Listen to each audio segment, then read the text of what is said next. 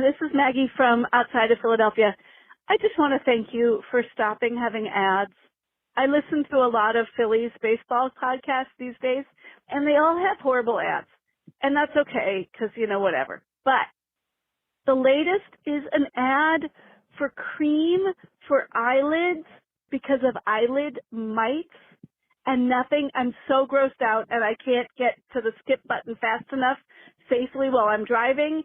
And it has this stick in your head earworm of a jingle, and it's just the worst thing ever. And so I just wanted to thank you for not having ads. Bye.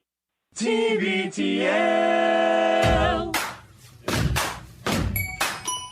Still waiting for our first membership pledge. Paul Hartman is with me this morning. Have we taken a pledge yet? Yes, we have one on the line, Cynthia, and Okay. a number of children are using the telephone this morning. Moms and dads, we have to ask you, please, to help us, help our volunteers save their sanity over here. The children should not be calling. It does cost us a little something for you to use that telephone, so moms and dads, please help us keep those lines available for real pledges coming through. What podcast are you talking about? The TBTL. How does the song go? TBTL. I was skeptical. It seemed too good to be true. I'm so glad I tried it. Are you on the internet? Isn't that for techno geeks with spreadsheets? The most rewarding part was when he gave me my money. Well, all right. Hello, good morning, and welcome, everyone, to a Wednesday edition of TBTL, the show that just might be too beautiful to live. Brownie, you're spinning around apparently every time you get dizzy. My name is Luke Burbank. I'm your host. We are living in the midst of a podcast boom. Coming to you once again from the Madrona Hill studio, perched high above the mighty Columbia, where we have arrived at day 3 of TBTL-a-Thon 15. Thank you for being a 10. Do you seriously believe that having money automatically brings you happiness? Oh, no, but it doesn't automatically depress me either. Here we are raising a little money for the show, keeping this thing going. It's been a great week so far, and I think this is going to be an especially memorable show. It's episode 4246 in a collector series. Let the fun begin. Of course, we're going to be taking phone calls today. I really should say phone call singular, because so far we've done 2 shows this week, and we've taken, I believe, 2 phone calls. But they've been, 3. We did 2 yesterday. So I guess we've taken 3 phone calls in total. But the phone number, if you want to be on that very, very special list of people who've actually gotten through, is 206-414-TBTL, 206-414-8285. Give us a ring. We also need to update you, of course, on Operation Friendship Bracelet. We've been beating up a storm in the last 24 hours. Beads. Bees? Beads. Beads? I have been upstaged by this bead cam, the 24-hour live stream of the jar where we're throwing the bracelets as we finish them. It's got its own feed at TBTL.net. It's also vaguely visible over my shoulder here on the YouTube stream. And I was looking at the comments as the show was getting ready, and I think that the bead jar has definitely eclipsed me in terms of the interest from the tens of listeners, but that's fine. Speaking of beads, when I went to Joann Fabric last night to get another beading needle, I witnessed a moment of drama there at the Joann. If you don't like drama, you might want to put your phone away for this one. Which we can talk about as well. And, of course, we're going to have to talk to this guy. He's the longest-running co-bro of the show. Maybe best known for his depictions of the tall ships, also known as Mr. Unlimited. He's Andrew Walsh, and he's joining me right now. Good morning, my friend. Good morning, Luke. Behind the jar of bees. Sorry, that wasn't even Beads. Bees? Beads. Andrew's Beads. not on board. Behind the jar of bracelets, which are made of beads, Yes. there is a piece of paper that says bees. Yeah. Beads with an exclamation point. And there was a moment last night when I was in my hotel room at the Comfort Inn. I'm just going to say it. Wow. I'm just going to say it.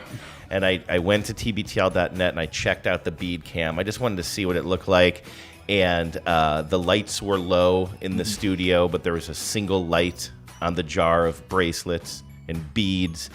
and there was a moment where a soft breeze came through your studio, and the little piece of paper behind the jar just blew a little bit. It was the highlight of my night. You texted John and I that you were really enjoying watching the light move across the universe that is that little section of the Madrona Hill studio. It's so calming.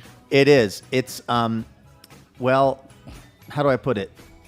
We all worked very hard yesterday, and yet the jar still is not full. Not quite. Of and it's bracelets. not that it will big be of a jar, as it people will, are pointing out. Well, that's the thing. John, by the way, right over there is TBTL employee numero uno, our friend John Sklaroff, who did have tacos for dinner last night. I might have tacos when I go home. I'm not quite sure yet. From Taco Time, I saw this posting on the internet, and I assume, like the first time around, that he did this wrong. I've made a huge mistake. And he's joining me right now. Hello, John.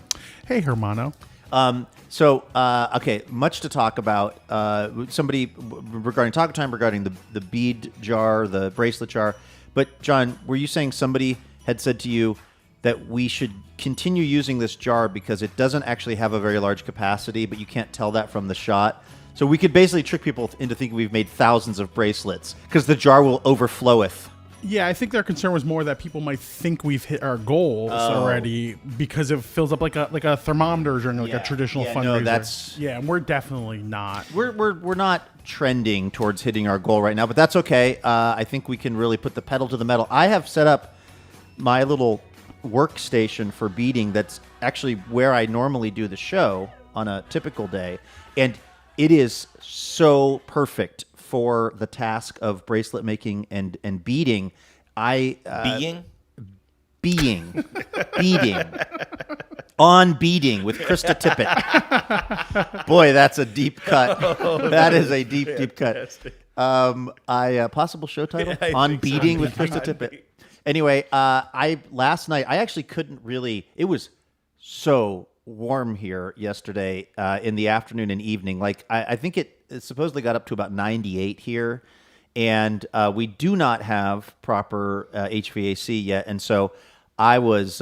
It was really kind of uncomfortable, and I got out here at about 9 last night or something, and I went to town. But my workspace, it's the perfect. I have this kind of felt I put on the desk for sound absorption, but it keeps the beads in place, but you can still kind of work with them. They're not stuck in place. I basically last night sitting there listening to the Ezra Klein show, I was beading and listening to the Ezra Klein show and kind of watching the river, and I just thought, oh, I get it. This is why people get into these kinds of hobbies and these kinds. Oh, speaking of crafting, tonight, don't forget, 5 p.m. West Coast time, right? That's right. TBTL. Yep. I just crafted my pants. Zoom night. We had such a fun time on Monday. We're going to do that again tonight. But anyway, I had this moment last night of just feeling such peace and an enjoyment of this repetitive task of making these bracelets that I really finally understood why it is that people do stuff like this. Now, I know it's not a contest, and yesterday we came in here and we all showed off how many bracelets we each made. If it were a contest, you'd be winning. Luke, you have made now about 50 bracelets both nights. Is that right? Is that about what you're up to? Yeah. Okay. But I want to point out, I'm not dealing with neuropathy like you are, or large handacy like John is, and I am also. This is a home game for me. I have the ideal setup for doing this. I've got the, special equipment. This is an easier lift for me than both of you. Well, again, and so not putting it in light of who's doing the heavy lifting or whatever. Because again, I just want to point out also that John is going back to his hotel room and doing all kinds of work on the Thon and writing emails and all this stuff that I am so glad I don't have to do. Thank you, John. But I wanted to just kind of get an overall count of how many bracelets we think we have now. I mean, if you did about 50 the last 2 nights, that's a hundo right there. I came in with 11 yesterday, 21 today. Nice. I think. I don't know why I'm always ending in like a 32 weird... total. Right. So we're at 132. 132. John, you've come in with... We're at 162 total by my calculations. 162 given by my everything. Okay. calculations, yeah. Okay. All right. How many donations have we received so far, John? More than that. More than that. Well, that's 162. good. That's good news. Now, That's positive. Luke, I thought you might be a little bit disappointed in me because, and by the way, after saying a nice thing to John, I have to now throw John under the bus because John did something that totally derailed this bracelet making situation, which is he just planted a little seed of an idea in my head yesterday when he innocently asked me while we were driving somewhere in the Jeep, so have you thought at all about the colors that you're using when you make these bracelets? And I was like, no, I'm just like doing them random colors. It's like, colors of the rainbow. Whatever. The only thing I was looking for the first night was trying to make it that there were never two of the same colors next to each other. I've been kind of doing that instinctively. Like I don't want a black bead next to a black bead or a green bead next to a green bead. Yeah, and then last night I just got back into my routine and I'm just making these kind of random colors. And again, I'm still working on bracelets that say friendo on them. And I just, and it almost like Marge Simpson's voice echoing in Homer's head. I just heard I saw John's head floating around just saying, are you thinking about the colors? Are you thinking about the colors? I'm like, I can't get into that. But I was like, I'll just make one. I'll make one special bracelet where it's like all like black beads next to the letters and then red beads behind. And I made it and I was like, oh, that's a handsome bracelet. And then I started like and once I started thinking about like the design of the bracelets, I think my productivity went down a little bit, but I really enjoyed making them. You turned into Daniel Day-Lewis and Phantom Thread. Yes, right. You just started obsessing over the bespoke nature of these bracelets. Which is why I will not eat the oatmeal that John is trying to serve me. Do I remember that plot point right? I've never seen that movie. I saw assume he gets very obsessed with, with tailoring and things like that. Yes. So here's the takeaway from that. If you get one of the friendo bracelets and it's the beading on it, the beads seem very kind of intentional. You've gotten one of Andrew's special projects. Yeah. Do we want to assign more value or specialness to each? That's actually a problem. No, we don't. Andrew, you should restart and do all of them. I wonder, should I bust those open and destroy them and then remix them? Because I did think about that too. Because most of these are going to be randomized. I don't want to make is that bad news for people? Now they know there are some that were like kind of specially designed, and is that? I'm trying to set up the dynamic where if people get like a slab jacking bracelet where the B is backwards, that just means you're a Toys R Us kid. Yeah, that's a cool thing because I'm trying to really manage expectations because a lot of the ones I've made, I'm making them fast, but I'm not making them good. It's like an Errol Morris film. Cheap, fast, and out of control. That's my bracelet making approach. Is that one of his documentaries? I believe so, right? What is it about? Bracelet making. Oh, that's so interesting. I think it is about. I do actually think I might have watched this, and if I remember right, it has to do with like robotics or something. Oh, okay. That is one that I have not seen. I've seen the Thin Bead Line. Terrence Malick. That whole movie is just a hand. He made the Thin Blue Line. Oh, though. Thin Blue Line. Okay, it's a different film. Yeah, sure. it's a documentary about police, I believe. Oh, okay, sure. Hey, I do want to tell you that when I went to Joann Fabric yesterday to get another beading needle, because Genevieve, who I meant to text yesterday and just say thank you so much for kind of worrying about us on this project, because she unprompted went out and got these special kind of needles that you can use for this whole thing, and you had one and you gave me one, and then on night number one I was so delirious by the end of my bracelet making that I just like left the needle somewhere outside. And I don't know if you've heard about haystacks and needles. It's easy, right? Famously easy thing to find, but that thing, we're never getting that one back. So I had to go down to the Joann Fabric and get a replacement. And the first thing was, I felt a little judged by the guy at the front of the store who worked there, because I was trying to explain. I didn't want to tell him that I was trying to make friendship bracelets, because I don't know why I cared, but it just felt like. So I said, we're making friendship bracelets, and what I hoped he would assume, I guess, was that like I was taking my daughters to a Taylor Swift concert or something, like that there was some. I was part of a group activity, potentially with maybe younger people that were doing this. So I said, we're making friendship bracelets. And he goes, okay. And I also, with the rise of the Swiftie and the resurgence of the friendship bracelet, I would think that this would be a whole end cap at a Joanne fabric or a Michaels. Like, doesn't this seem like this would be kind of like really where the industry is going?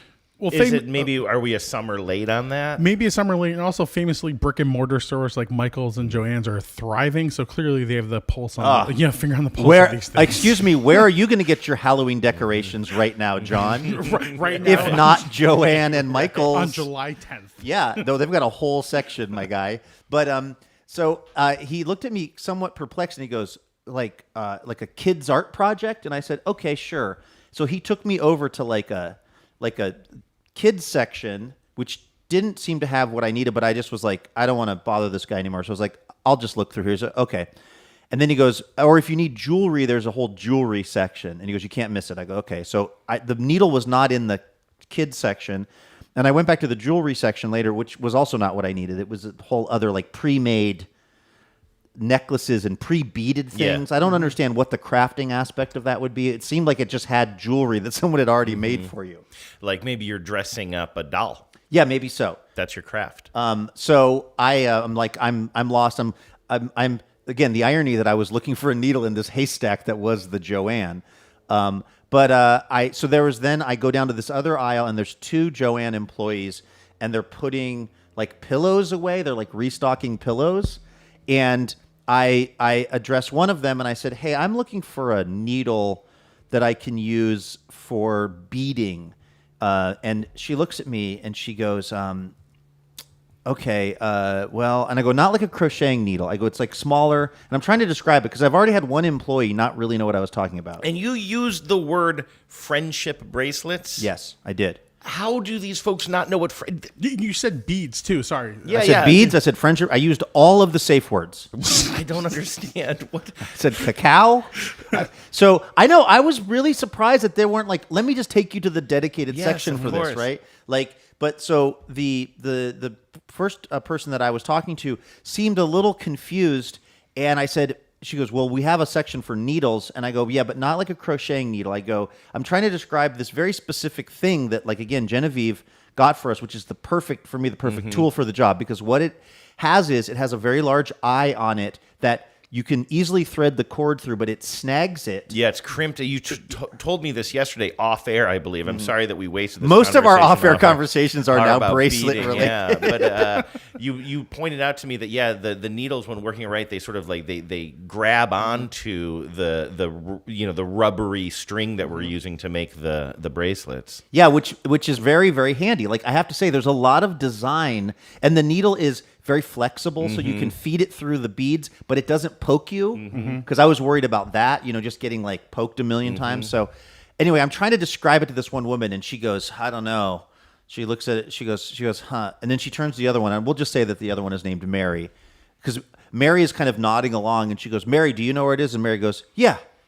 So then she's carrying a pillow, which, it says like, I love you, a bushel and a peck or something. Yeah, sure. She's like putting this pillow away. And then she goes, come with me. And we go walking. And as soon as we get out of that aisle, she goes, she knows where everything is, but she's quitting. So she's, no, sorry. I have this backwards. Mary has put in her notice. Mary, who's taking me to the needles, goes, she's the manager. She knows where everything is, but I put in my notice, so she's just punishing me. Wow. Punishing you? She's pretending that she doesn't know where things are because she's mad at Mary for quitting the Joanne in Longview, Washington. Wow. So she's not helped. So the manager is playing dumb to make wow. the manager is riding Mary hard because Mary is a short timer. Oh wow, that's so messed up. Right? That is pretty weird. Michael Barbaro voice. Oh wow. Wow. Can I tell you, this is unrelated to that, but the story of Mary, which in this case is a made-up name, reminded me of something real that happened to me yesterday. In the hall. Well, now that I've just said the Comfort Inn, I'm going to lean into it because there's something specific about the Comfort Inn that really sort of helps. Located steps from the Sportsman's Warehouse. If you need, right. if you need to get some like a duck blind. Do you know that a Yeti cooler? If I open up my blinds, I'm looking at the AMC theater in the parking or the Regal Cinema, and I almost went to the movies last night. I was very close. I could have used that. It was broiling yes, here. I would have been nice to be watching a film. That was the plan. I was going to do a few bracelets, then head over there, but then I kind of got into braceleting, and also I forgot that the Mariners game was going to be on. But at one point in my puttering around the hotel, it was kind of like afternoon. The hotel, usually in the afternoons is not very busy because people are staying at this place so they can go, I don't know, hiking around here or whatever. Yeah. But like, it's not a nice hotel. It's not a spa where people are hanging out. It almost seemed weird that I'm like, I was arriving back at the hotel at around 4:00 yesterday, and it's like, okay, I guess we're just spending the rest of the afternoon in the budget. Yeah, it's like you said, it's not a place you want to spend any extra time at. Exactly. But the heat wave, I think, had a lot of people, whatever they're doing in this part of the state, kind of retreating back to their room. So it was a little bit busier in the hallways. There's also a pool there too. There is, but it's like it's a small indoor pool. It's a small indoor, but it's the epitome of pool the type or of a pool. pond. Yeah, you would. It's for, I saw a few kids in there like playing with their parents or whatever, but that's not for us. But right. Having said all of that, so I was making a couple of different trips down to the ice machine, as some other people were too. I saw a young couple. They were both filling up 2 ice buckets. I wagged my finger at them and I said, hey, don't take it all. They laughed. I was very glad. I was like, I didn't have to engage. You said, this proves there is a God. I did call back They've to got ice here. Bad, weird jokes that I make and people don't understand what I'm saying and I don't know what I'm saying. So anyway, I'm coming back from the ice machine, and it's a pretty small hotel, and I pass a pretty elderly couple. The man has some trouble walking. Then again, so do I. But he's he's walking in front of the woman I presume to be his wife, and they're both walking pretty slowly. And then as I pass them, I give them kind of a hearty hello. I'm like, hey, how you guys doing? They're like, good. And I'm like, good, glad to hear it. And then like as soon as I've passed them, I hear the woman say, he reminds me of Gary. And he goes, huh? And she says, he reminds me of Gary. And there's a small pause in which I assume the guy stopped and looked over his shoulders. He's like, oh, yeah. And I got to say, I can't believe those people knew Gary Cooper. I got to say, I felt like really complimented. Yeah. And I don't know why. I don't know who Gary is. He could be a really bad person. I doubt it, though. I doubt it. I just said hello. Was it the people we saw when we drove in, that elderly couple? Oh, it might have been. I don't know. I'm not sure. They seemed but like wholesome moving folk, very slowly. so- Yeah. But I was just kind of like, it really sent me on a little journey of imagining who Gary is. Yes. It's a good thing that I processed this a little bit late. My go-to dad joke when somebody says, oh, you remind me of my cousin Greg. I'll be like, oh, he sounds really handsome. That's what I always say to people. And so they would have loved that joke. Oh, that's what Gary would have said too. The question is, if you bump into them again today at the hotel, will you consider reviving the conversation so you can make the joke like, hey, do you remember yesterday when you thought I looked like Gary? Yeah. My thought at that time was, he sounds very handsome. Yeah, no, I think I ruin enough conversations in the moment. The fact that I got out of there ahead means I'm just going to let that ride. Andrew, should I sit in the lobby and just wait for this couple and say, hey, remember my friend? He looks like Gary. Tell me more about Gary. Yeah, right. Can we get a picture? Can we get eyes on Gary? Or you and I walk down the hallway and you're just like, Gary, that was a great joke. And just like it blows their mind. Anyway, so yeah, somewhere out there, there's a guy named Gary who's a lot like me, and that makes me happy that I reminded this couple of him. I was buying a little bit of half and half this morning down at the Weird store. Oh yeah, that's down Maryland's the hill. It's called Carol's Market. Carol's, yeah. It's also a post office, which is wild to me. Like there's That's really cool. There's just like a little window that an actual United States postal employee goes to and sits all day, but it feels like Shining Time Station or something. You know what I mean? Like it's like some kind of just like a tiny room that's a train, station somewhere in the middle of nowhere, I guess. Yeah, it sounds very a Little House on the Prairie-ish. Right. Yeah. So I don't want to look a gift half and half in the mouth, but I did ask you guys to grab half and half yesterday. You guys did grab the fat-free kind, which a different Luke. A Luke of many years ago would have been like, I'm definitely going to only drink fat-free half and half. I've just decided at this age that this is just life is too short to drink fat-free half and half. So I decided to grab a little fat-full half and half on my way back.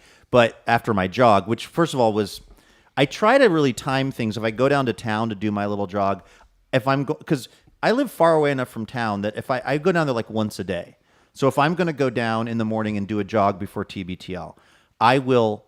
This will be literally on my to-do list. It'll be go to Home Depot and get X, Y, and Z. Go to Safeway. I'll bring a cooler so I can go to Safeway, get my groceries, and keep them in the car. It all has to happen before the jogging because after the jogging, it ain't pretty, and it ain't smelling pretty either, right? So this was one of those things where there was no way around it because that's the closest. I looked like Doc Brown. My hair was like standing straight up. But I don't really have a particular power out for this story other than to say I was standing in line. You just wanted to remind us that we got the wrong. It's okay. You can say John got the really. wrong one. It's I mean, that's the only point of the story. They look exactly the same. I'm just joking. I wasn't even in the store. But I wanted you guys to know that I'm not secretly drinking the half and half at night. John brought a full thing of half and half. I want you to know I'm not shotgunning it like a milk werewolf or something.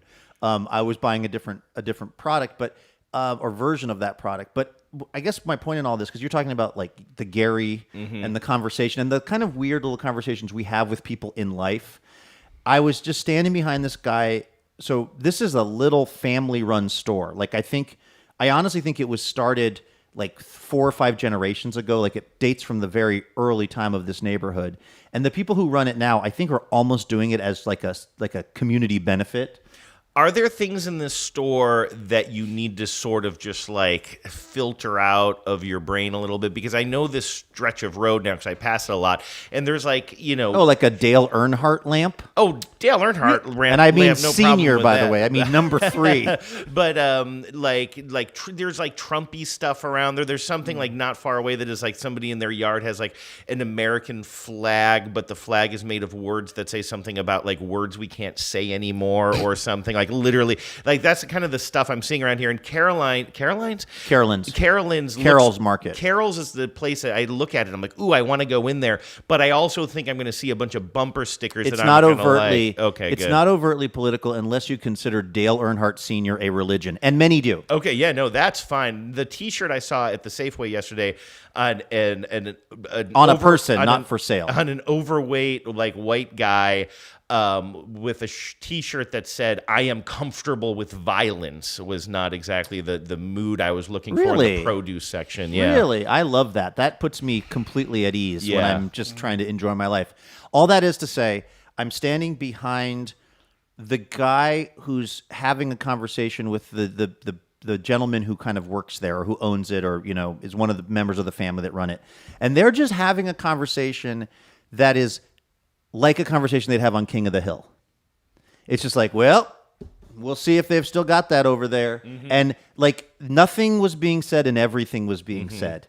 And I'm standing there with my half and half and I'm just like pouring sweat and my hair is, more Steve Brule than Doc Brown. Imagine Brule in this situation. And by the way, I forgot how I looked until I got in the car, which was part of the weird thing because I ended up having a whole conversation with the guy, which I can tell you in a minute. But as I was standing behind the guy who was in front of me, who, by the way, was younger than me, probably pushing 30, the guy who was buying, and here's what he was buying. This was also, no judgment, he was buying a Coors Light Tall Boy and a Red Bull. And he had a shirt on that said so-and-so's tree trimming and stump removal. And I thought, is the Coors Light for just to kind of cool you off as you're just stump removing? One's for before, one's for after. I mean, maybe so. And which is which? Yeah, backwards. No, you need the Red Bull to. Red Bull gives you stump removing power. And again, I'm not like this. Also, I don't know this guy's schedule. The T-shirt makes me think he's starting work. Sometimes if you work third shift, you get, you're getting off work at 9 a.m. And again, I'm not here to judge what people are doing in their life, but I was wondering about the future of that Coors Light Tall Boy. Yeah, sure. But he also, he didn't, whatever the appearance of someone who's in the throes of addiction it didn't appear to be this guy. He just was like a guy chatting them up. But what I realized was the certain way of relating is not an age thing necessarily. It's a sort of a cultural thing. Mm-hmm. They were just kind of like, well, yeah, and if I see one, I'll pick you up one. And like I was like, are these guys related? Have they been friends for years? Is the guy selling the dude a Coors Light concerned that this guy's buying a Coors Light at this time in the morning? Like, what is exactly the dynamic here? And can they go faster? Because I really need to get this half and get back to my podcasting. Like, and you should have said that. Oh, guys, can we speed it up here a little bit? I have to get back to my podcasting. I mean, the thought occurred. The thought occurred because I was like, they were just. Again, as my dad might say, they were just there solving all the problems of the world at 9 a.m. or actually this was like 8 a.m. Just kind of, with, like I said, saying nothing and saying everything. And I just thought, I will never be able to relate to people in that way. I will never have that kind of chill. Oh, what do you mean? Like the idea of not being worried about the people in line behind you, or just being able to just the silence. The pacing of the conversation, the rhythm, the amount of negative space that was in the conversation. Yep. Well, we'll see about that. Guess we will. You been over to Rogers lately? Not in a hot day like this. I don't know why you can't go to Rogers when it's hot. Sorry. Roger lives. You still want to do that improv show? The answer is always Roger. I still think that's a good idea.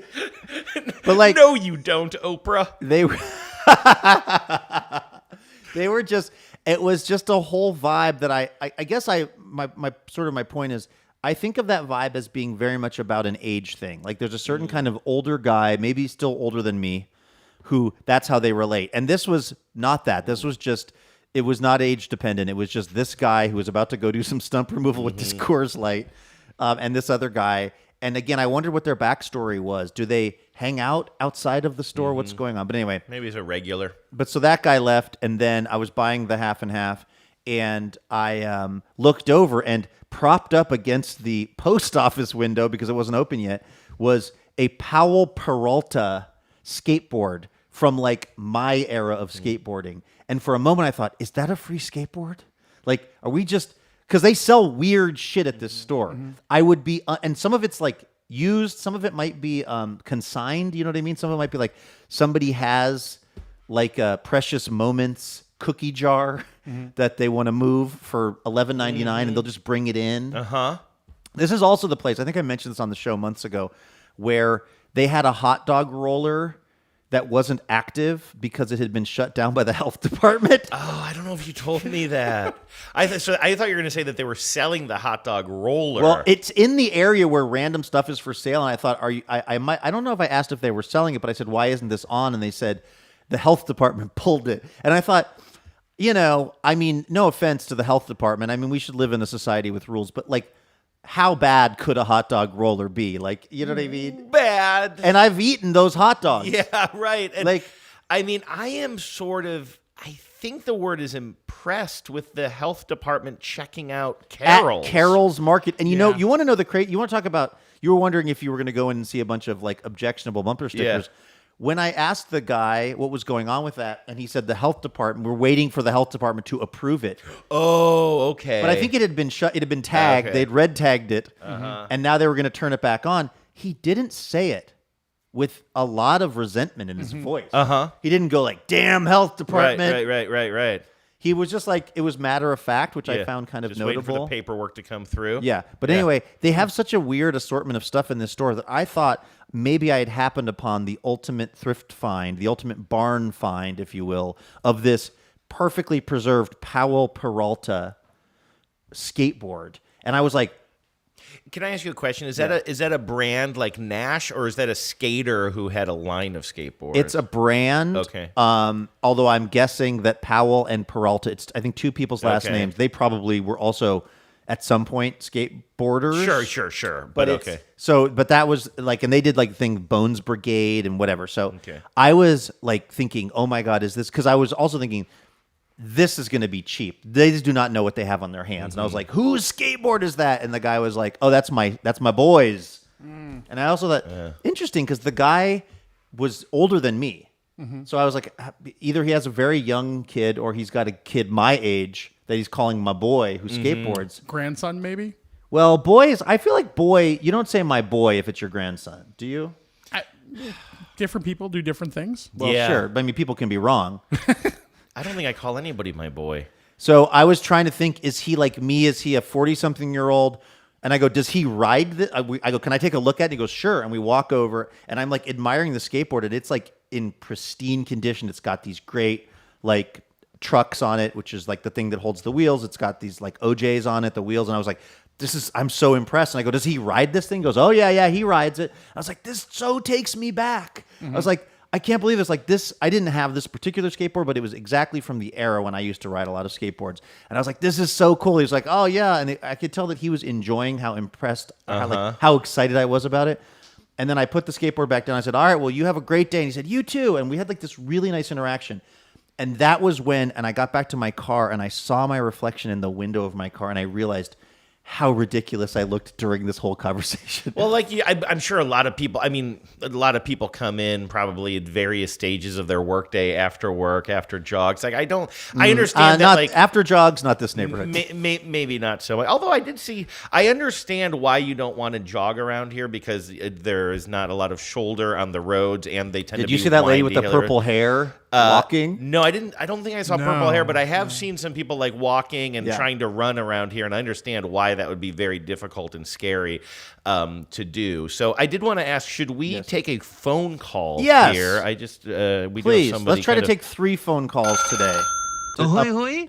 Hi there, you're on TBTL. Ahoy, hoy, guys! This is Nick from Connecticut. Hey, Nick. That's not what it says on my screen. It says Nick in Florida. Perfect 10. Your story's falling apart, Nick. I moved. Sorry, I left a couple voicemails. I'm sure Andrew got some of those, giving you guys some updates. What are you up to? About 2 voicemails per show now? About that, it depends. On the weekends, I just make up for it. What are you doing today? Right now I'm actually building a rock wall. What? And it sounds a lot more intense than it actually is. I'm literally just going in the back of our property, getting rocks, and then just kind of building a little rock garden wall around some flowers. What's the temperature like in Connecticut? God, it's hot. Feels like right now it's 87, and it's probably closer somewhere in the 90s. Perfect day for this project. Yeah. At least where the rocks are, it's kind of shaded, so that's okay. But as soon as I get to where the flowers are, I have to get a little hot. But that's okay. It's Are you finding? So you're transporting these rocks. Hold on, Nick. I have more questions about this rock wall. Yeah.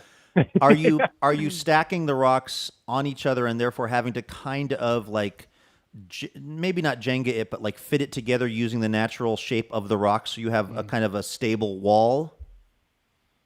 I guess wall makes it sound. I'm literally just stacking them side by side. So I'm making a rock border. Wall makes it sound a lot more cooler, and I guess I said that prematurely. To keep out invading but it's really armies? just a border. Right. Okay. I'm putting my namesake to fruition, to say the least. Nice. Well, Nick, as Luke always says, build that wall. Mm-hmm. I thought of that joke and then I put it in the garbage of my brain and then deleted the garbage of my brain. You still want to do that improv show? What did you want to talk about today, Nick, on your break from building your border? I just always like to call and just say hi and just tell you how much I appreciate the show. And what I was gonna mention is that you I think it was on your Eagle soaring. You were running a 7:30 pace, and even on a treadmill. That's not you're moving. You should be proud of that. Thanks. That the treadmill helps a lot. And what I do for people that care about this stuff is I run a shorter distance, but like kind of as fast as I can on the treadmill. And then if I'm out in the real world, I run a longer distance generally and much, much slower. So that's kind of my, I guess, speed work, if you will, but not really. Yeah, absolutely. But yeah, I have to say, I have this treadmill that's here in the Madrona Hills studio, which is, by the way, very unsightly. And I'm sorry that it's looming in the background probably, but I was a little concerned that when I bought it, it was going to become, as often home workout equipment does, just a coat, like dry your sweaters on it. A clothing rack. There's always the danger of that. And if it were anything else other than a treadmill, it probably would have become that, because that's the only thing that I tend to naturally kind of gravitate towards. Because you know what else I bought were these fancy weights that used to be in that corner where we have some ring lights and things. Guess what's not there anymore? The fancy weights, because you know the last time I used them, carrying them to the basement. They're very heavy. I was hoping that those tripods there turned into a solo flex. I guess I'm wrong about that. How about a Bowflex? Or a Bowflex? Rest and Power Bowflex from Vancouver, Washington. Oh, I didn't know that. Just down the road, and they just went out of business like in the last 6 to 8 months. What if like Solo Flex after like 30 years is like finally vanquished? We've been playing the long game. Nick, have you been checking out the bead camp? Or the bead cam, I should say. Bees cam. Job's not on board. When I can, yes. It's again. I've been running around and everything, because what I was going to also say, and I left oddly enough, I left a voicemail about it. Reason I'm building a said rock wall is because when I was talking to John that one time, I was working for Chick-fil-A. Unfortunately, that didn't work out. But I just yesterday. And I re-upped my donation to Dazzling Donors. Wait. So Hold on. You broke up there for a second. So you were working for Chick-fil-A that did not work out, and then and then the next story is you started donating more money to TBTL. Well, yeah, I technically started donating before I signed the job, but you got a new job. Enough, so yes, indeed. Yeah. Congratulations. In August. Thank you. Yeah, I'm excited about it. What are you doing? Are you in hospitality? Yeah. So maybe our listeners with younger kids would probably know this. It's called Goldfish Swim Academy. And they're based in Michigan. Yeah. So it's a school that, they actually start swim lessons from I swear 6 months up until 12 years old. Hi, Goldfish, darling. The general manager. I'll be the general manager of a location in Connecticut. So I'm actually really, really excited for the opportunity. That's so cool. That seems perfect for you, just because of your personality. I feel like you're so gregarious, but also you can relate to people of different ages and stuff. Now, is this one of those things where they throw the babies in the pool and they got to sort it out? Yes, and if they learn. Okay, you know what? It's official, Nick. You and I are starting our improv troupe together. Forget Andrew. Yeah, all right. They learn swimming through the science of fun. So I don't know if potential drowning is fun. But you know this, right? That there's this whole school 100%. of immersing young kids in water because they instinctively, as babies, they flip on their back. They kind of know how to do it a little bit. It's in a controlled environment, right? But I'll give you guys an update then. So once I start, and thankfully I'm pretty sure no one from the school listens. If not, that'll be fun to walk in on. But I start in August, so I actually have some time to get some things done in the yard. And it's funny, Luke. Ever since you moved to your new place, very similar to where I am, because we're currently live on 5 acres and we have a big old garden and everything. So it's been hearing your talk about becoming Farmer Burbs. I've been becoming Farmer Arms. And have you? That's how you say your last name. I think it's Armies. I've always wondered. What have you been growing in your garden? We have corn, zucchini, squash, green beans, pumpkins, tomatoes. We have a lot of stuff. And our even though it is July, our corn is probably chest high. So we're kissing the tassels to make sure everything pollinates right now. Wait, what? I know I shouldn't say that with younger listeners listening, but I apologize. You're what? That sounds amazing, and I'm impressed. I have not had as much success in my garden. I do have tomatoes that are doing okay, and you know what's weirdly thriving is mustard greens. And I'm going to grab some of these for the boys in here later and make you each eat a little bit of a mustard green. It's so spicy. Yeah. It's so mustardy. Can't wait. So that's you just add a little bit of that to a salad. I don't even know what you do. It came on that weird Instagram thing I bought. Oh, you bought a bunch of seeds that were which was a terrible idea. Right? Would not recommend. It looked cool, but like many things from Instagram, it was all form but no function. Does it come in orange? I'm sorry? Does it come in orange? It does. It was brownish, but when you shine a light on it, it turns orange. But well, Nick, I just want to say thank you, as always, for your support of the show and for being such a pal. And I want to let you know that we have an announcement tomorrow that I think you and everyone else want to tune in for. So just like in case you were planning on not listening to tomorrow's show, I would say listen to tomorrow's show. Yesterday, tomorrow was actually the one day since like in the past 15 years I just was not going to listen. That's why I wanted to tell you you should probably listen tomorrow. I wanted to get ahead of that. No, you got ahead of it. Yeah, that's why when we start our improv class, we'll work well together. That's right. I'll help save you from yourself. So, all right. So tune in tomorrow, okay? Sounds good. Hey, thanks, guys. Thank you. And congrats on the new gig. Yeah, I appreciate it. All right. Hey, speaking of supporting TBTL, which is something that we're all here to do, this is, of course, TBTL-a-Thon 15. Thank you for being a 10.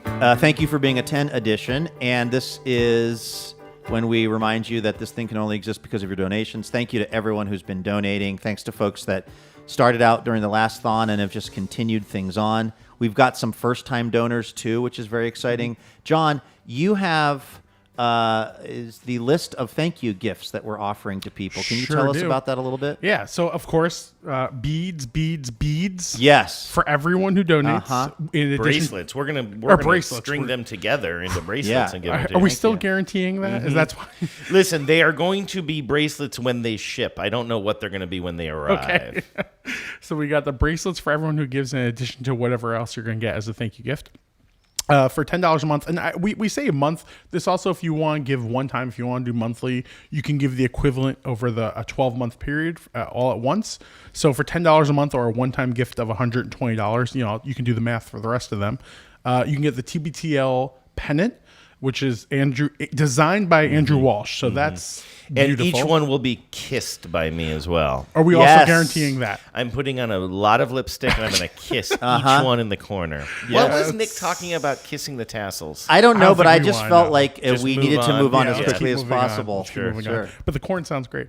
At the $15 a month club, you can get the TBTL Junior Sluggers hat, navy blue with the yellow coloring. The script, the font looks really sharp. And it's kind of got that mesh back hat. Yeah. We wanted to really keep it kind of beer leaguey. Yeah. And you can, of course, see all these things at tbtl.net. At $25 a month, you can get the Junior Slugger shirt, TBTL on the front, Junior Sluggers number 10 on the back.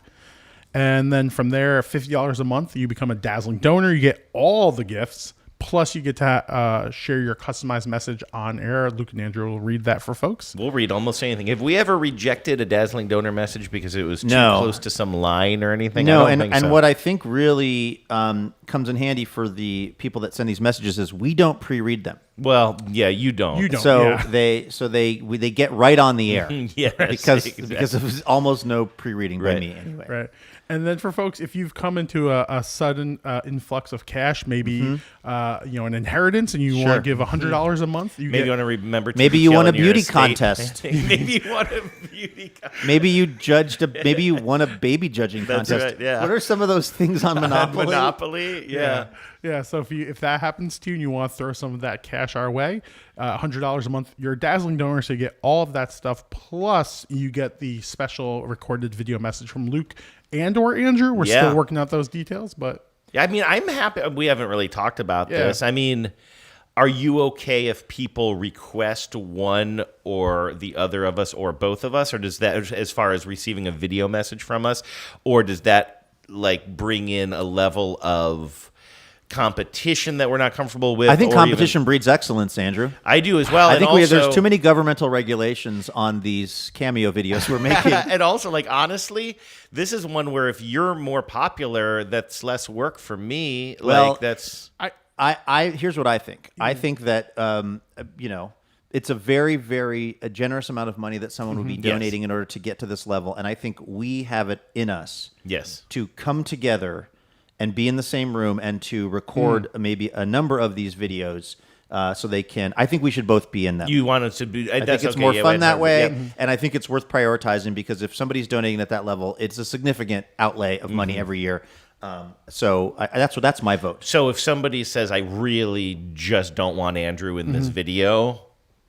are we overriding that? We're going to record the video together, but then we're going to use AI software that will actually take you out. Transform me into Hugh Grant for Yes, some reason. That's exactly right. If I know the Tenzo Britain's Andrew, sweetheart, You know Hugh what? Grant. That's jolly good. if I know the Tenzo Andrew, I'm pretty sure you saying you don't want to be in videos, that you will be the only one requested, right? Absolutely. Okay, yeah. But that'll be fun. We haven't done anything like that before. It's something that a lot of people have said, like, for a long time, especially when Cameo was really big. Like, you guys should just be on Cameo. And I think I may be repeating something you said earlier in the week, Luke. Like, we never thought it was, like, right for us to go on to Cameo and start a whole presence and a profile there. Also because everything we do is supported by you, the tens of listeners, during this, the TBTL-a-Thon. Yeah, I would feel terrible if we were, in essence, asking someone who likes the show to then pay us on the side to do a video. We'd rather you pay TBTL for us to do a video. Exactly. Yeah, donate to the show. Let's eliminate the middleman. Cameo doesn't need to get their taste. Exactly, and your money is going to support this operation, which honestly, you can say it's two guys talking to each other, in this case, three guys talking to each other. But, I mean, if you look around this room, there's a lot of equipment that is involved in doing this show every day, and we have expenses, and these are the things that the money goes towards. It's not just Luke's treadmill. No, it's not. That was purchased out of my personal funds. That was all Livewire. That was all Livewire money. That was all billed under Livewire travel expense. You are technically traveling when you're on a treadmill. So. Exactly. You're putting some miles down. I had an experience last night, Andrew, that really kind of crystallized why I feel very fortunate that this business model for TBTL is working out. I was working on the bracelets, as I am wont to do, and I was listening to some content, some audio content that I very much like. And I'm just going to play this for you. This is an actual ad. Now, don't go buy this product because I don't think it sounds like a great product. But this is, I heard an ad during a show that I like, and I was just struck by like how glad I am that this is not the sort of way that TBTL operates. Okay, I'm just going to play this. The future of clean performance is here. You work hard to stay fit, and you demand results. Now, there's a cleaner way to get the fittest, healthiest body. NB Pure's new performance line. NB Pure has an advanced whey protein, a more complete hydration and recovery formula, patented glutamine for improved performance, proven leucine for muscle growth, and more. With science-backed raw materials, premium clean ingredients, and nothing artificial ever. From NB Pure, the nation's leading purity-tested supplement company. Visit nbpure.com to order and learn more. From WBEZ Chicago, it's This American Life. Okay, so up to get here into the park. Yeah, we're going. This is I really thought this was going to be one of Maggie's sports podcasts. Nope. Oh, wow. Yep. And Yeah. I'm not shading our friends over at TAL because I love that show. And this just has to do with this sort of economics of podcasting in a lot of ways. The TAL universe has been sort of folded into the New York Times operation, and that's this whole big thing. And they've got, whatever their kind of financial model is. But there was something in me died a little bit when I heard that ad setting up This American Life. Would you rather that ad for This American Life or a Carvana ad for This American Life? 100% a Carvana ad. It's not even close. Yeah. This ad is like weird. It's probably medically questionable. Yeah. It's body shamey. Might be an AI voice. It's everything that we don't like in TBTL world, and I'm happy to say we don't have to play ads like this because my guess would be that or Carvana or any of them. But I just want to say thank you to the folks who have donated, and thank you to the folks who are going to donate for keeping us over on this side of things and not having to play weird supplement ads. Yes, to support the thing. You donating is why we don't have to do that. Do you know what area code 858 is? 858 does not ring a bell. Let's find out. We have somebody calling in from the 858 here. God, if it's Ira Glass, I'm going to be so embarrassed. Hi, welcome to TBTL. Hi, am I caller 10? You are. Yeah, you win. That's it. You win. You win. This is the Lollapalooza tickets, right? Yes, exactly. You win 2 tickets to Lilith Fair. Where's the 858? Well, the 858 is the Oceanside area. It used to be, but now I'm in Illinois. Oh my gosh, Hi, it's guys. Lisa. How you doing? Hi, nice to hear from you. How's Chicago treating you, or how's Illinois treating you? It's been a minute. Yeah, I just wanted to call and catch up and say hi. It's good. It's good. It's different, that's for sure. Yeah. Than Southern California. Are you Quite a are bit you still different. having ready access to thousands of concerts a year? I do. Yeah. I don't do the thousands, but I go to plenty. Did I just see on Instagram like yesterday that were you just at like a festival or something? I was at Summerfest in Milwaukee. Okay. Oh man, Summerfest is the best, What is it? right? It's good. It's good. Yeah, I just went for the first time last year. They do it now. I guess it used to be 11 consecutive days, and now it's 3 weekends in a row. So they do it a little different. But yeah, we had a good time. We saw Living Color. And They'll be at EQC next week, by the way. Oh, really? They're playing with Yeah. Extreme. Oh, okay. Prejudice? Extreme was there. Saw Extreme. So Extreme and Living Yeah. Color are touring together. That's incredible because they're coming to the local casino here, and I love how they're framing it because they're like, I forget how they're describing Living Color's music, like hard-edged rock, which by the way I don't think describes Living Color, and power ballads. Because Extreme is singing, "There's a hole in my heart that can only be filled by you." Did Extreme sing that song at Summerfest? I didn't see the whole set, Oh, and God. I had never seen either band before. I gotta say, I can endorse I would endorse Living Color. Uh-huh. Not so much. Not so much Extreme. Did they play more than words? No. Did everybody leave after they played No, more than they words? played it, sure. Yeah, I'm sure. Yeah. But I also just saw Counting Crows, which made me think of Luke. Yeah! How was that? They Too opened much for riffing? Santana. That is not the first time I've seen them. They used to tour with John Mayer for years, but they were still. God, he sounds great. I thought he sounded great. He does, but don't you I feel, thought it was Lisa? odd. Hold on, Lisa. I want to, Yeah. I want to talk Duritz with you for a moment.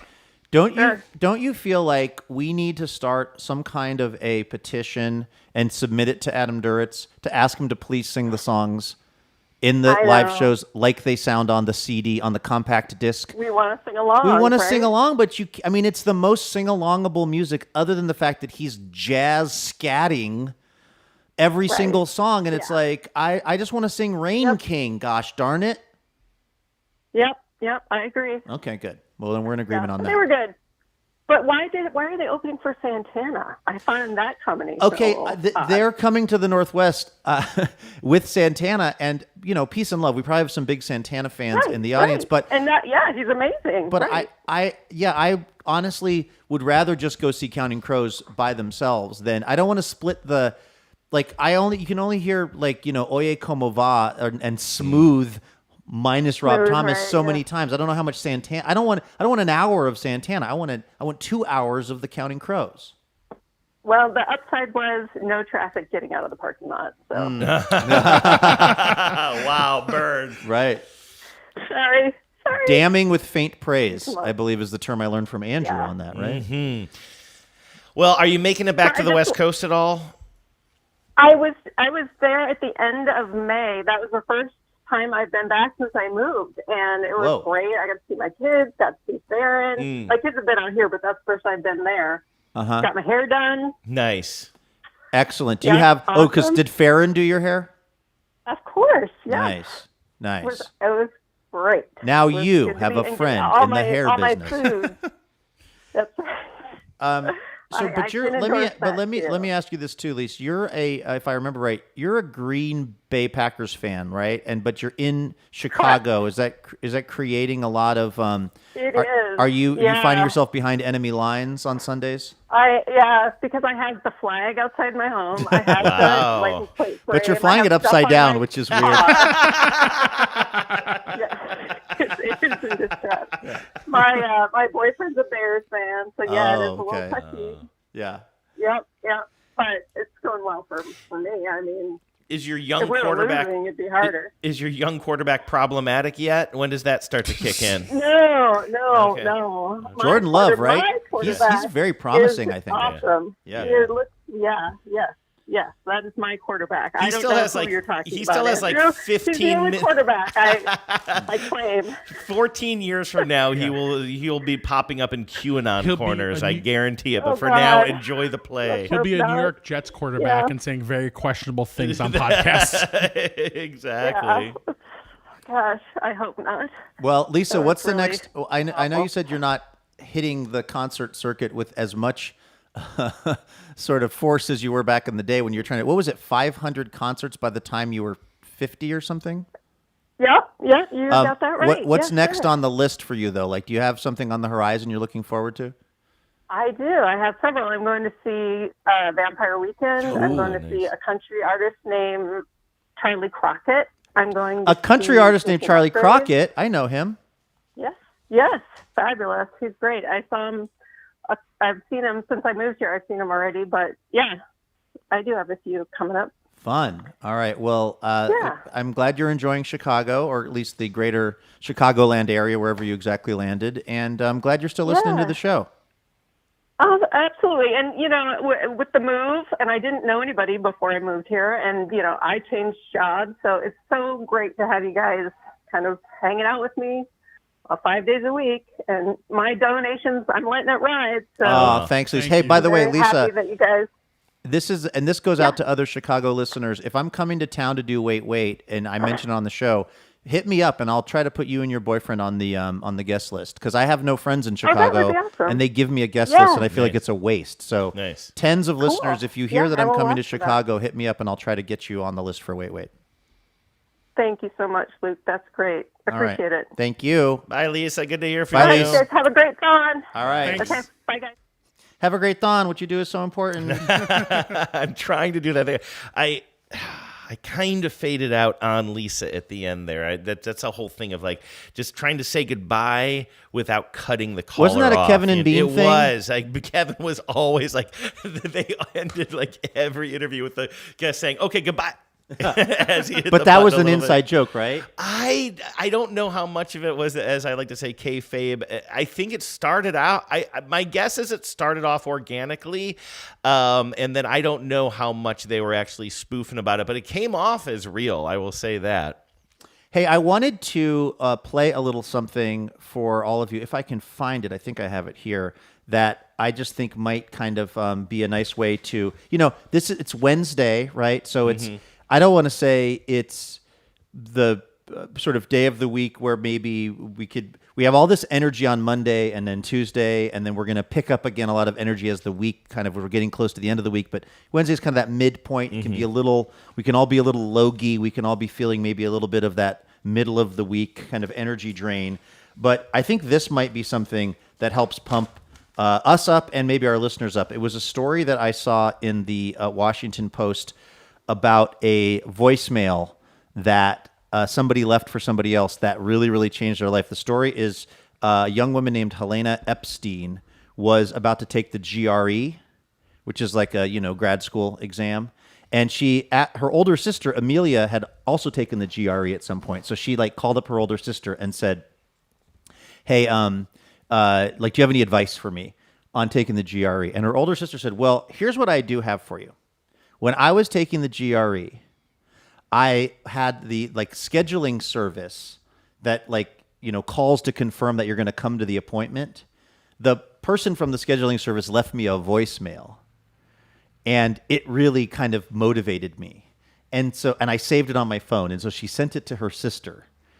And her sister put it on TikTok, and it became very popular, is how I heard about it. But this is the voicemail that the person from the test service left on this woman's answering machine. This is just supposed to be, here's where the thing is, here's what you need to bring, etc. Bring an ID or Bring whatever, an ID. yeah. It's just supposed to be standard information. Amelia, this is Prometrics giving you a courtesy call for your GRE. That's tomorrow at 12. Know that you can arrive 45 minutes early. If you come early, we start you early. Make sure you have valid driver's license, ID, or passport. Make sure that you come with a sweater or a fleece just in case the testing center is chilly, and just come confident and well prepared.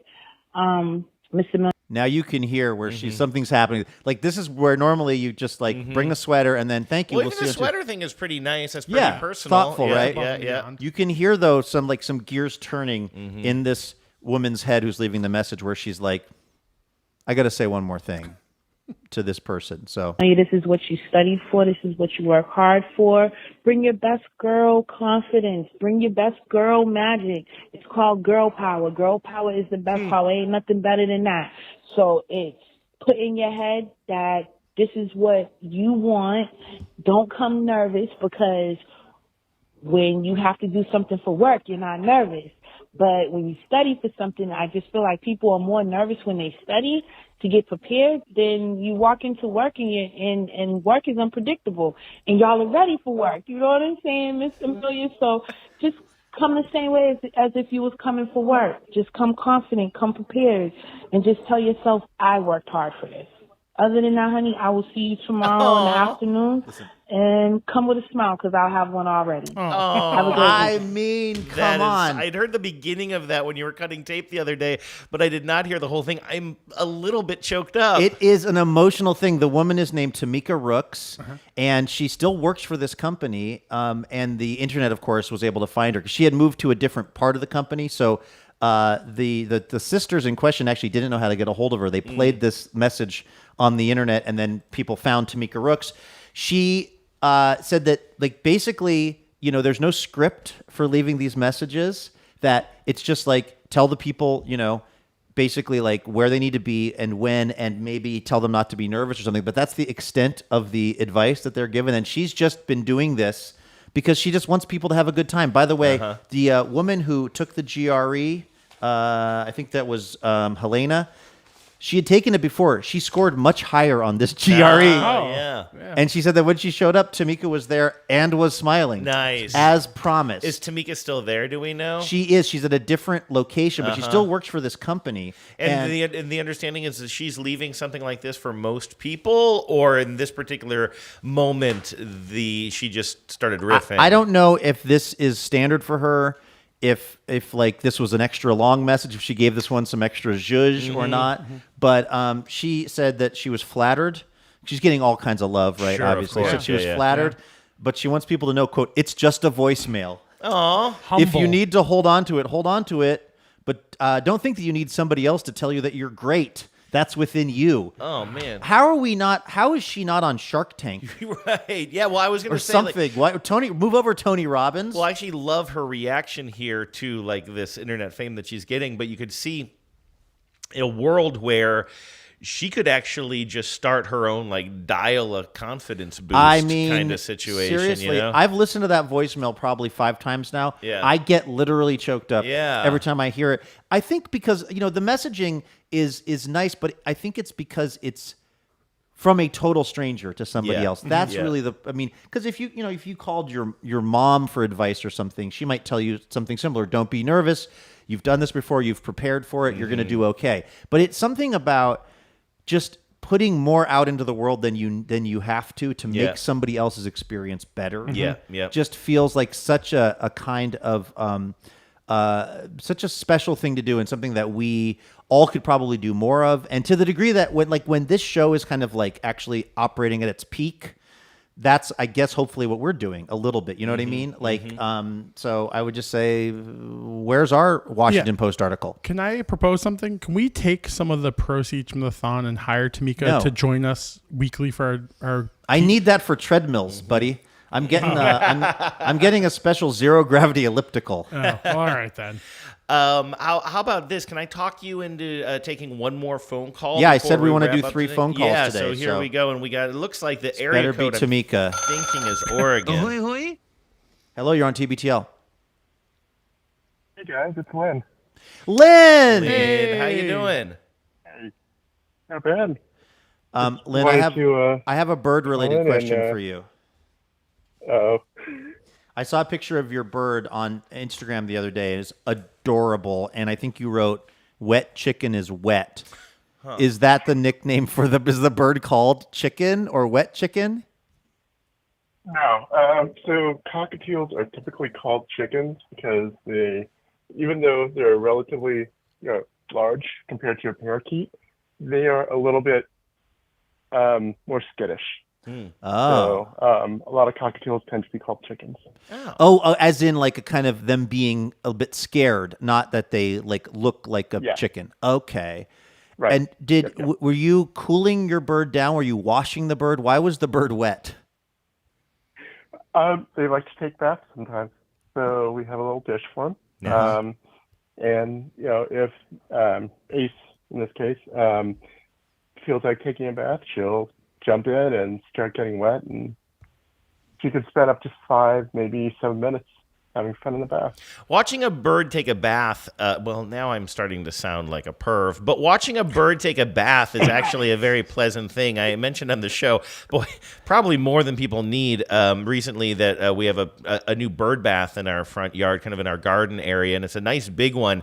And yes, sometimes the crows come and use it just to soften their stale bread, and Genevieve doesn't love that as much as when a bunch of these small, I don't know if they're I think they might be chickadees. I'm not sure what they are, but sometimes there'll be like 4 or 5 of them in there, and it looks like a bunch of kids at a water park or at a beach somewhere. They're flapping around. Like somebody opened a fire hydrant in New York City. It is so, they totally have that energy, and it is so fun to watch. Yeah.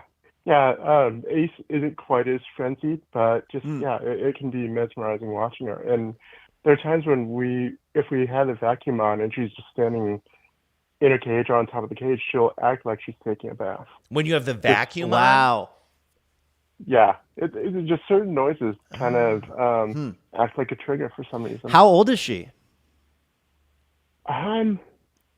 Ish. I think she was hatched in 2018. Oh, so she's pretty young, because birds live a long, long time, as we learned from Andrew's mom's bird. Mm-hmm. Yeah, I think cockatiels generally live 20 years. Wow. 25 if you're really lucky. Yeah. Mm-hmm. Does she know words? I mean, by Doves. Does she know the song that we end TBTL with? She may know the words. Oh, she's probably heard it enough. She's probably heard it more than any cockatiel on planet Earth. Probably, yeah. No, she's definitely more of a snuggler than kind of a chirper or singer or a whistler. But there are times where if we encroach in her territory or a parakeet encroaches in her territory, she'll kind of do her signature sound just to ward off. Like, this is my property, go away. Do you feel, Lynn, you've been such an amazing friend of the show and have put so much work into Marsupial Gurgle and other TBTL-related things, and we really appreciate you. But did you feel like the whole Oops, the Dirty Monster thing was a direct assault on your pet ownership? Nope, not at all. I mean, to be honest, they are kind of, dirty birds. I pictured you like looking great over self-awareness. looking over your shoulder so that Ace wasn't listening. Like they are kind of dirty bird. I moved into my room because there's a lot of fan noise out in the living room. Oh, no. Appreciate that. Do y'all have AC? Yeah, we got 2 portables. We can't run both of them at the same time. So. Oh, that's like the Madrona Hill studio. Will you short out the place? Yeah. We actually blew a breaker. Oh, no. I think it was Monday night. But yeah, when one of them kicked on and the other one was like, they were kicking on based on temperature. And yeah, it's like I was laying in bed and next thing I know, all the lights went out. Oh, no. Yeah, it has been very, very, very hot around. I mean, I know that happens all over the country, but the thing in the Northwest is it's only been in the last few years that it consistently gets this hot, and we're not really prepared for it. And of course, this is not a fun place to take it, but preparing for it just means putting in more air conditioning, which just makes the ultimate problem worse. Yeah. So, what are you going to do? Yeah. Lynn, I'm going to ask you a question. I'm on the fence as to whether or not to ask this because I'm concerned it could open up a whole cup of worms, jar of worms. But you did post something on Instagram recently that I found really fascinating, and it seemed to be Nintendo related. There were some like really beautiful minimalistic shots of some sort of a Mario Brothers scape. What was I seeing? I think there's I think two recent posts. One is I think Mario on a Yoshi falling, and there's like a green orb. The other one was me basically glitching out the game. Oh, okay. So those beautiful scenes I saw, I was not supposed to see. That was you pushing the game to the max. Yeah. So there's one known bug in Super Mario World where if you hop off Yoshi or find a way to get up onto an upper ledge, the screen doesn't scroll up vertically correctly. So you'll finish the stage, and then it'll iris out, but it bugs out because you're not where it thinks the iris is.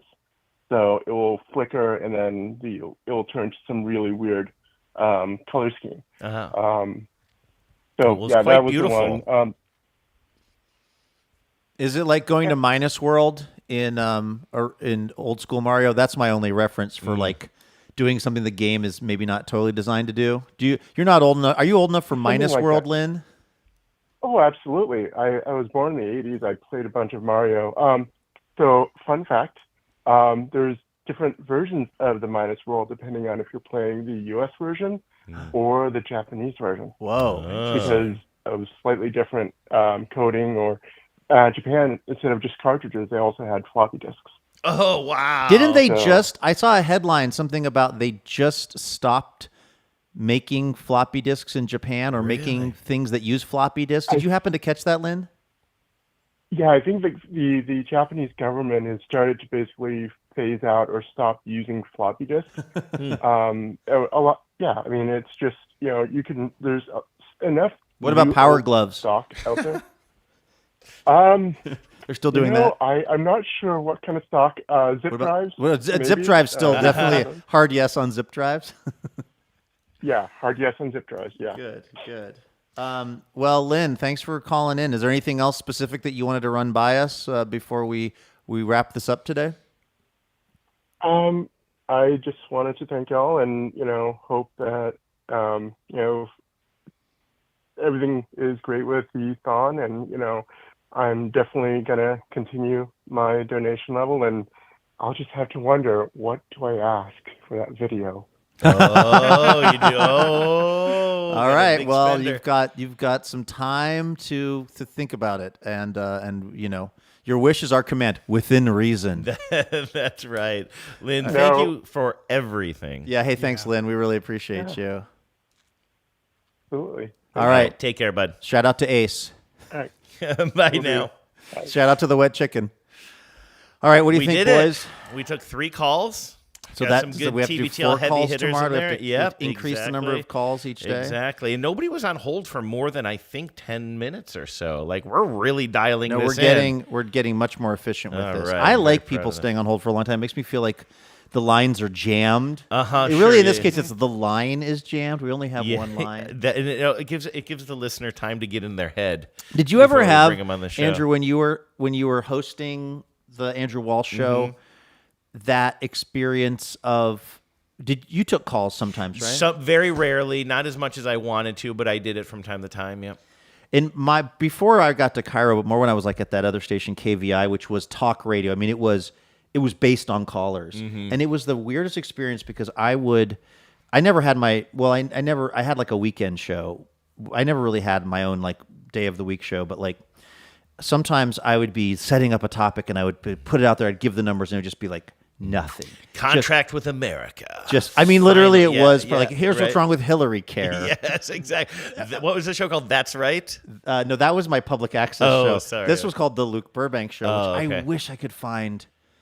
I wish to God, I think I've told you about this before, but the imaging for this show was so funny. It was like it started off real snooty, like yeah. And then it just went like You recreated that for me when I was in LA working on my fancy public radio show. Yes. Yeah, that was. You won't hear this on Andrew's fancy. Right.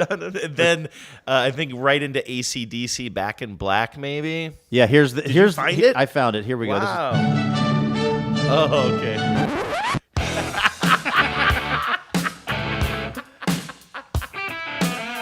This is the one you recreated. Yeah, this is for the one. Me, right? This is, but like, now imagine though that the imaging was like, this is the Luke. This is the Luke Burbank. My God. I had nothing to do with any of the decision making around this. They just like the imaging guy, Carl Palmer, and my boss, Casey Keating, just collabed on this, and they thought like, oh, this will be fun for Luke. And I was like, okay, whatever. I didn't really care. But, oh, by the way, we're getting Military strafed stuff. right Yeah, now. yeah. We've got probably a couple of Apaches flying over us right now, or a couple of Hueys. But anyway, all I was going to say is there would also be these weird times when I would just be talking about something and not even trying to get calls, and then I would look down and all the phone lines would be lit up just because I had accidentally probably made a mistake. Like maybe you turned the phone lines on before they were supposed to. No, I mean, I had said something that was incorrect. You know what I mean? Right, it was the weirdest direct feedback thing because it would feel like no one's listening, and when I was trying to get calls, I could never get calls. And then when I wasn't trying, I'd just look down and I'd be like, why are the lines jammed right now? It's like because you mispronounce Puyallup, or because you like, you know what I mean? Yeah, squim. Oh, I got. I do love phone calls though. Yeah, me too. I miss that. Me too. I love it. All right. Well, okay. So to recap, this is TBTL-a-Thon week. Thank you again for being a part of TBTL. Thank you for supporting us, John. How is it going? By the way, it's Wednesday. Are we broke?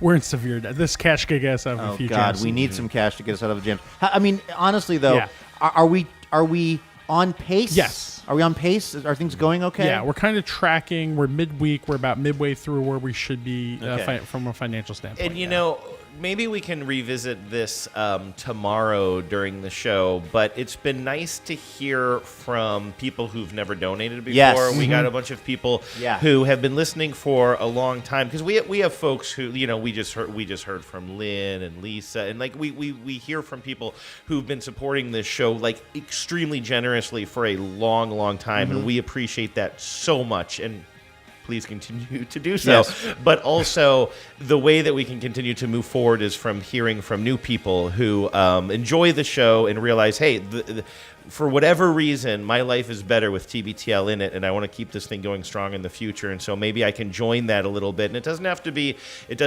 a dazzling donor amount of money. Whatever you can give really does help a little bit. And so John was sharing with us some folks who've been giving for the very first time, and it really means a lot. Thank you so much. And maybe if you're on the fence, you want to join your brethren. And I want to reiterate that what Andrew just said, which is, if you haven't ever donated to the show and you're thinking about it, it could be a very relatively small amount. Just if we can get you kind of involved in the process so you can see that it's relatively pain-free, that's great. It doesn't, you don't have to come in at some exorbitant level that makes you feel anxious. We don't want anyone to feel anxious about the financial piece of donating to the show. But if you $5 a month, $10 a month, whatever feels right, it'd just be a big deal to convert you over from being a person who's been listening and not donating to a person who is listening and donating. That would be a huge boon for the show, and it would really ensure that we can keep doing this for a long time, and we don't have to start running creatine ads before the show, things that will shred your bod overnight as you sleep. What were you going to say, John? Literally the same thing you're saying. Whether you're a first-time donor or you've given in the past, whatever is right for your budget, please.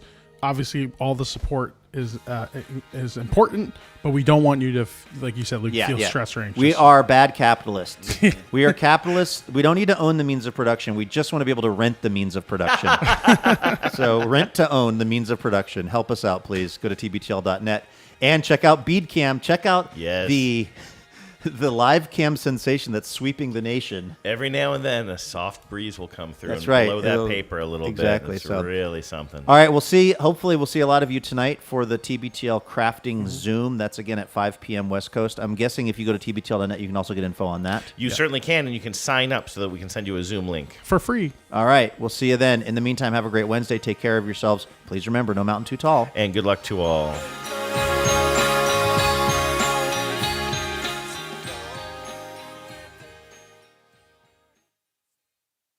Power out.